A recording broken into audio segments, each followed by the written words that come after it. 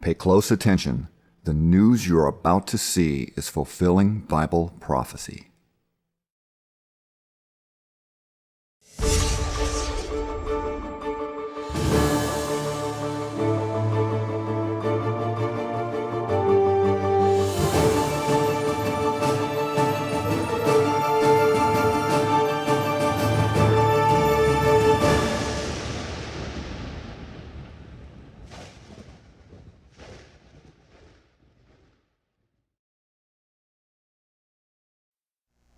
Welcome to another edition of YPN News, bringing you the news that relates to Bible prophecy and foretold by Yeshua Hawkins. Well, in the news this week, Pope Francis made a few comments. One regarding the vaccines, saying that they're perfectly safe. We'll have those details. Also, he commented on the situation, the ongoing situation in Syria. We'll look at what he said there. And then the U.S. and China got into a pretty heated debate with some of their diplomats discussing some of the issues that both countries are dealing with and actually escalating the tensions between these two superpowers. And then also President Joe Biden reaching his 100 million vaccination mark that he was reaching, actually reached it a few weeks ahead of schedule. So we'll have those stories and many more. But first, spring break taking place, and many people are concerned. Well, these new concerns are growing over the thoughts of a fourth surge in coronavirus cases as the CDC begs people not to travel over the spring break holidays. But the country does not seem to be heeding the message. More states are lifting restrictions like California and New York. Now, they just made the announcement that they are now allowing wedding receptions and catered events as well. That's right. But public health officials think it is too much too soon, especially when European countries are facing new lockdowns as they see an explosion in COVID cases once again. CDC Director Dr. Rochelle Walensky gave this warning to Americans. She said, "I'm pleading with you for our nation's health. These should be warning signs for all of us. Cases climbed again last spring. They climbed again last summer. They will climb now if we stop taking precautions." But the warning is falling on deaf ears. Now, over 1 million travelers went through U.S. airports on Friday. That's the highest number since the beginning of the pandemic. In Florida, where many are traveling to for spring break, there are very few COVID restrictions still in place. Miami Beach's Mayor Dan Gilbert is worried that visitors will get the sense that the coronavirus is no longer a threat, thus becoming one of these super spreader events when everybody getting together, taking no precautions. That's right. Miami Beach handed out 7,000 face masks on Saturday alone, but many will not wear them when required. Mayor Dan Gilbert told CBS Evening News, "We're really swimming upstream when it comes to trying to get people to follow the safety practices. We don't want to become a super spreader." Well, what is most frightening to the mayor is that Florida has the most known cases of the highly contagious variants nationwide. These variants have the ability to spread faster, and some believe they could overtake initial efforts. Well, at Duke University, there will be no spring break for students there. A massive spread of the virus came quickly after fraternity parties, and now the campus has gone into lockdown with over 6,000 students. Now, the university told them, quote, "If this feels serious, it's because it is." Well, but regardless of these examples, the country is still opening up. Well, while the United States tries to find some sense of normalcy overseas, there are new concerns over Atrazeneca's vaccine.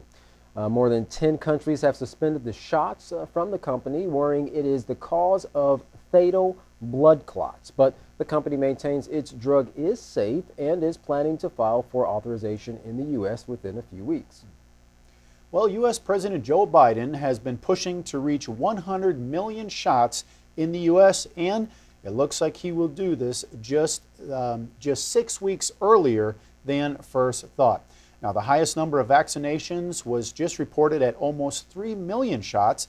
Along with immunizations, there is talk about reopening schools, and the CDC is reviewing a new study that says students could be spaced 3 feet apart if they are wearing face masks. And remember, originally that was 6 feet apart. Now they cut it in half if they're wearing the masks. That's right. However, the country is not only seeing spring in bloom, but once again, coronavirus is blooming mainly due to the new variant. Dr. Fauci has warned if we pull back prematurely, we might trigger another surge. 15 states have now reported a rapid increase in cases over the past week, with Michigan leading the country. Michigan's Governor Gretchen Whitmer spoke hopeful to citizens, but cautious, using the football analogy, saying, "We're in the fourth quarter of this fight against the virus. It's not over yet. It's no time to spike the ball." Well, in New York and New Jersey, officials believe variants are to blame for new cases doubling that of the national average. Beware the Ides of March. Well, that was Dr. Peter Hotez's prediction last month concerning variants becoming a big problem. Dr. Hotez explained further to CBS News, "The reason I said that was because of the B117 variant. And so now we're in a race. It's a race to see if we can vaccinate ahead of the B117 variant before it sweeps through the country." Dr. Hotez is the Dean of the National Tropical Science at Baylor College of Medicine. And when asked who he thought was winning the race right now, he believed it was too close to call. Now, some important breaking news. The European Union's drug regulator says the Atrazeneca vaccine is safe and effective, so people should not worry about it causing blood clots. The drug has now been approved by the U.S. for use. Yet, however, the White House is already saying it plans to send millions of AstraZeneca doses to Mexico and Canada. They believe it is vital to ending the pandemic. Well, but regardless of the large increase in shots, health officials are still urging people to keep wearing their masks. Well, not everyone agrees when it comes to this, however, including government officials. Now, there was a heated exchange between Dr. Anthony Fauci and Senator Rand Paul on Capitol Hill today. Now, Senator Rand told the doctor, "You want to get rid of vaccine hesitancy. To them, they can quit wearing their mask after they get the vaccine." Well, Dr. Fauci did not hesitate in his reply, saying, "Well, let me just state for the record that masks are not theater, masks are protective." Interesting. Well, one country that is losing the battle against COVID is Brazil. Every day, the country is beating its one-day record. Experts report there is one fatality every 2 minutes in the country attributed to COVID. Well, tragically, many die while they wait in line for treatment at the hospitals. Brazil's COVID Observatory reports the country's healthcare system is collapsing, and in nearly all of Brazil's 27 states, the coronavirus units are filled to over 80% capacity. And the fear is that as winter approaches, the situation will get even worse. Well, we're now going to turn to our field correspondent, Larry McGee, who has been covering several stories for us, including what is coming forth from Pope Francis at the Vatican regarding the vaccine. And despite all the side effects that people have been experiencing, Pope Francis saying it's perfectly okay. Larry, what are the latest comments here coming from the Vatican? As the world slips into darker times, the level of candor and boldness exhibited by government officials has on occasion been quite surprising, such as recently when the White House press secretary openly embraced the Vatican as a powerful moral authority in response to a question concerning the safety and morality of vaccines. Vaccines are known to contain cells from the flesh of terminated infants, yet the Vatican has judged and announced the concoctions to be acceptable. The secretary also stated that there are other authorities, scientific and otherwise, who are also promoting the idea of vaccinal safety as well. The virus itself first began to well up in Italy, where the country's Prime Minister, Mario Draghi, recently provided over a ceremony acknowledging the deaths of over 100,000 of its citizens. As a result of the plague, the country has seen its most vibrant sectors become broken down and quiet, and the nation is now projected to be headed into yet another surge. Insurgents, who are oftentimes the puppet proxies of larger nations, have been wreaking havoc in Syria for years. And though the carnage occurring in the country no longer receives popular attention, it is nonetheless still raging and consuming lives. Have a look at this video. Let's talk about the war in Syria.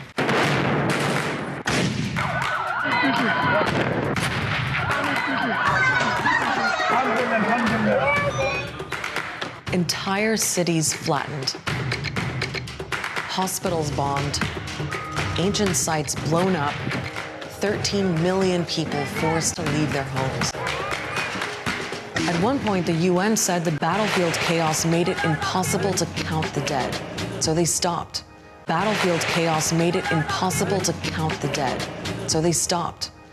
But the fighting hasn't, and people are still dying. The level of humanitarian suffering in Syria is just beyond imagination. I think nobody expected that 10 years later, we would still be in the midst of this conflict. So who's fighting who? Where are Syria's millions of refugees? And why does this seem like a war without end? For years, the Syrian war was the biggest news story around. Today, not so much. Maybe it's media fatigue. Maybe people think it's over and that President Bashar al-Assad has won. In reality, though, most of Syria is still in ruins.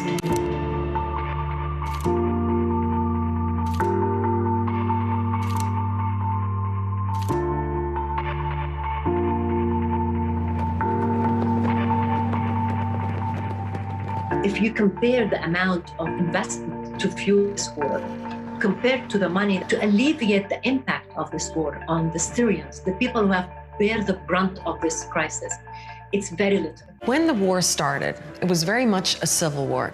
Assad forces against the Syrian opposition. That included people who defected from the military and opponents who picked up a gun.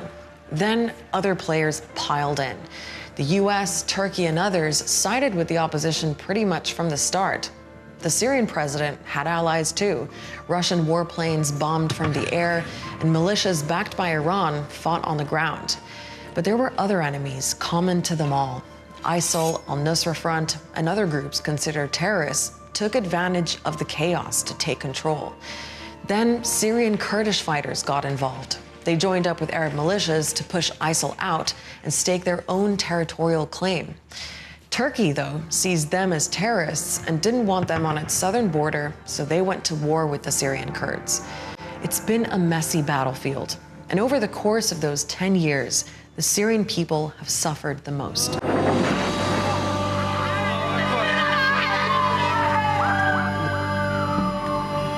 Things were bad during the peak of the war, but right now, the economy has never been worse. Nearly 90% of Syrians live below the poverty line. Their currency, the pound, is at its lowest ever level against the dollar, making everything expensive. كل صبح نجي على هالمكبات نشوف نحاس نشوف بافون نشوف بلاستيكية. There are shortages of fuel, food. Some places only have electricity for a few hours a day. Add to that a COVID-19 epidemic that no one knows the real scale of. Even without the conflict being at a high level, there still aren't services sufficient enough for people to have jobs and send their kids to school and receive adequate health care. Okay, so where is the war at right now? These days, the government has control of about 2/3 of the country, but they're still fighting for parts of the north where all kinds of groups are still hanging on. Some Syrian rebels are in one part where Turkey's basically in control. And then there's Idlib, the last opposition stronghold. It's a complicated place. Syrian rebels are mixed in with lots of groups considered terrorists. Millions of refugees are living there in camps.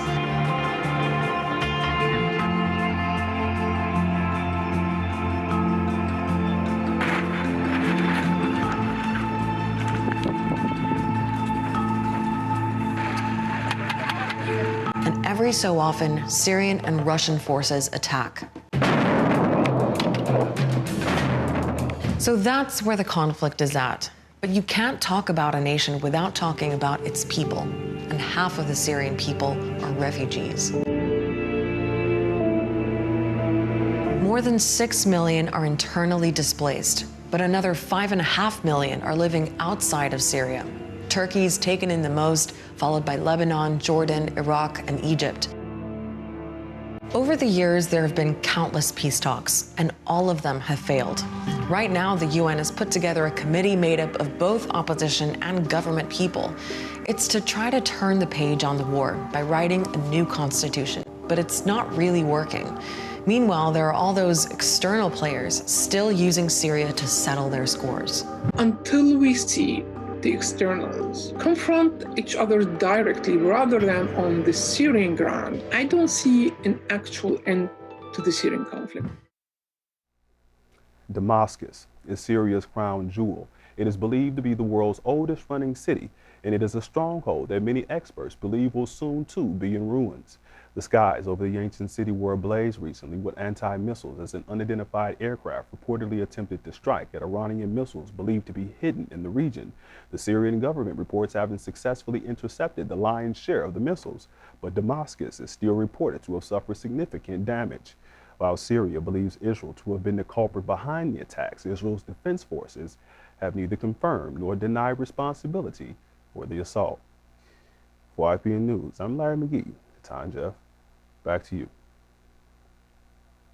A real push there from the Vatican to get more people, I guess, more comfortable with taking the vaccine.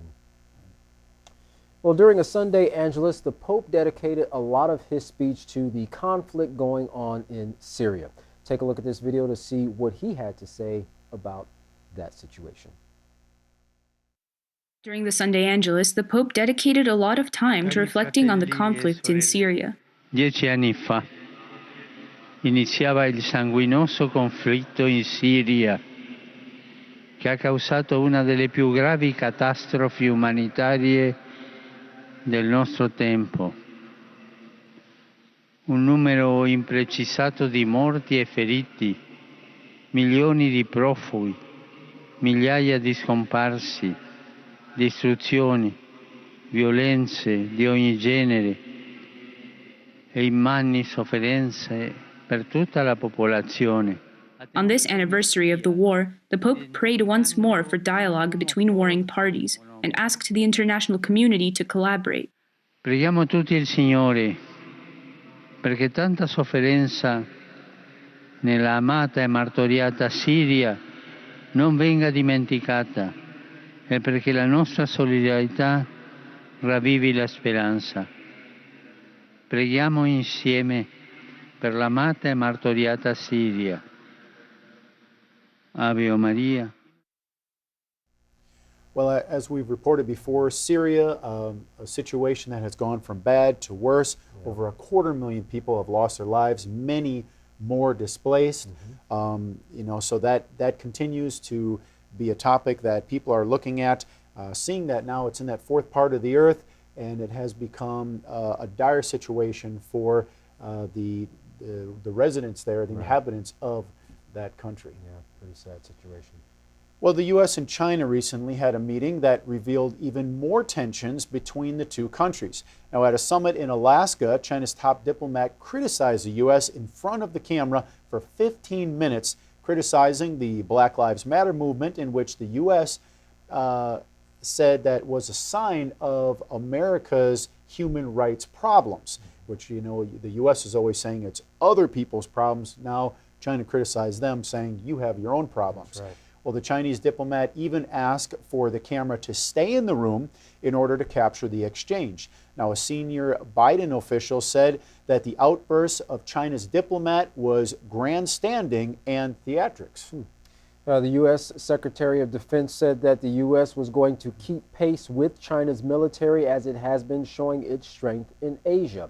The United States Secretary of State just recently sanctioned 24 of China's officials for human rights violations in Hong Kong, which we know there's been a conflict between China and Hong Kong for quite some time now. So while the two nations are at each other's throats, at least they're still talking as the summit moves forward. Well, part of the U.S.'s criticism of China was over the internment of Chinese Muslim Uyghurs, the destruction of Hong Kong democracy, its military threats to Taiwan, coercing U.S. allies into the trial of a Canadian in secret behind police guard, and, of course, cyber attacks. Now, Blinken said that these issues not only internal, but affect global stability, which is why these issues were brought up at the meeting. Now, China's Yang used his 2 minutes to criticize the U.S.'s hypocrisy, saying many people within the U.S. actually have little confidence in the democracy of the United States. He continued, the challenges facing human rights in the United States are deep-seated, and they did not just emerge in the past 4 years. Well, just as Black Lives Matter, for instance. Well, Blinken called for the cameras to stay in his response to China's complaints, saying, quote, "It's never a good bet to bet against America," end quote. Then he dismissed the U.S. cameras, but China's representative called for them to stay so that they could continue their response to the U.S., saying, quote, "One can only cause damage to himself if he tries to strangle or suppress the Chinese people," end quote. So quite a few threats there back and forth between two superpowers. Well, Yang's willingness to confront reflects Xi Jinping's unwillingness to back down due to international pressure. Now, after the meeting was all said and done, both leaders said that there was progress. China's diplomat Yang said of the meeting, strategic dialogue is direct, frank, and constructive, and it is very conducive to the relations between the two sides. Now, Blinken said, it's no surprise that when we raised those issues directly, we got a defensive response, but we were also able to have a very candid conversation on an expansive agenda. Well, over to Russia and the U.S.'s continual tit for tat after an interview with President Biden in which a reporter asked the president if he thought Putin was a killer. The president's response was, "I do." Of course, this caused a slew of responses from many different corners of the earth, but one of the most sought-after reactions came from the Russian President Vladimir Putin. He said, Mr. Putin said, "Firstly, I would wish him good health. I'm not joking, I mean it. Secondly, I want to say that in the history of any country, there are tragic and dramatic events. But when we judge people or nations, other nations, we look into a mirror and we see ourselves there. We impose on others what we see in ourselves." Well, he continued, the United States government wants to maintain certain relations with us, but on the issues of interest to the United States itself and on their terms. Well, they think we're just like them, but we're different, he said. We have a different genetic and cultural code, but we know how to protect our interests. Yes, we'll work with them, but in areas that are of interest to us and on terms that benefit us, and they will have to deal with it. Interesting. Well, in response to Biden's answer as to if the president had any regrets in making that statement, White House Press Secretary Jen Psaki said that the president gave a direct response to a question. When asked how that is constructive for relations, she answered that the two leaders have worked together for years on the global stage and have worked together on many things, different things between the U.S. and Russia. And he, speaking of Biden, believes that we can still do that. Now, the U.S. continues to believe that diplomacy is the first step and should always be the first step, even as we pursue relationships, even with our adversaries. And currently, both ambassadors are still in the respective country. The U.S. ambassador is still in Russia, and Russia is still in the United States. So that is obviously a sign of some type of ongoing cooperation between the two countries. Right, but and even though they have some cooperation, it seems that the candidness of the comments that they're making, direct, they're very pointed, showing the flaws of these other countries. That it's starting to heat up the situation even more. I mean that China is calling for the cameras to stay in there so they could record it all. These things weren't done years ago. It seems like everything is really heating it up and taking it up a notch as these nations go back and forth. Yeah, and that's very interesting because what you see it in the frustration of a lot of the nations, particularly what we talked about in this segment here with China and Russia, is that they're kind of seeming like they're tired of the United States pointing out things that they're doing when the United States they're doing the very same thing. So they look at the United States as kind of a hypocrite in regards to that. So they're pointing out The U.S. is flossed too and saying, hey, we're not just going to lie down and let you walk all over our backs. We're going to stand up for what we believe is right. Right, absolutely. Well, if you'd like to learn more about these stories and others, contact the House of Yahweh. And when you do, don't forget to request your free copy of the Prophetic Word magazine and monthly newsletter. Here's how. Well, to contact the House of Yahweh, you can write them at The House of Yahweh, P.O. Box 2498, Abilene, Texas 79604. You can call them at 1-800-613-9494. Visit them by going to any of their websites. You can go to Yahweh.com or YisraelHawkins.com. You can also go to Yahweh'sBranch.com. If you'd like to visit our website, we encourage you to do so by going to YPNnews.com. If you would like to email the House of Yahweh, you can do so by emailing info@Yahweh.com.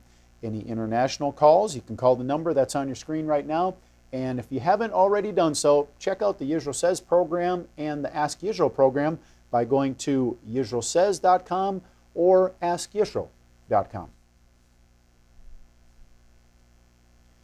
Well, while the nations are continuing to speak words of condemnation, Yisrael Hawkins is speaking words of peace and offering a peaceful solution to all the world.